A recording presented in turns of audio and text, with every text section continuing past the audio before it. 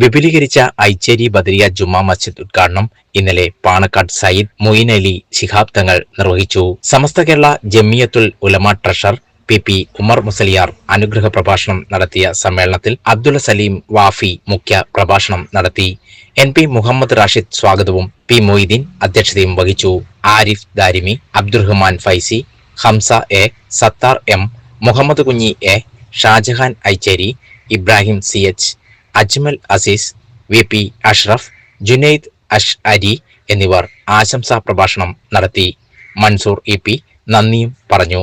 ഹദീസുകളൊക്കെ പഠിക്കുകയും ചരിത്രം പഠിക്കുകയും നിമിത്തങ്ങളുടെ ആ കാലഘട്ടത്തിലേക്ക് നമ്മൾ പോവുകയും നിമിത്തങ്ങളിലേക്ക് നമ്മൾ അടുക്കാനുള്ള ശ്രമങ്ങൾ നടത്തുകയും നിമിത്തങ്ങളെ സ്വപ്നം കാണുവാനൊക്കെയുള്ള ഭാഗ്യം അല്ലാഹു നൽകി അനുഗ്രഹിക്കുമാറാകട്ടെ.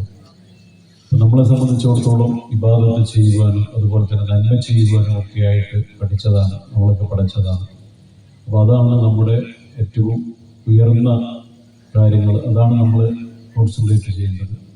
അതിനുശേഷമാണ് മറ്റുള്ള ഭൗതികമായിട്ടുള്ള കാര്യങ്ങൾ.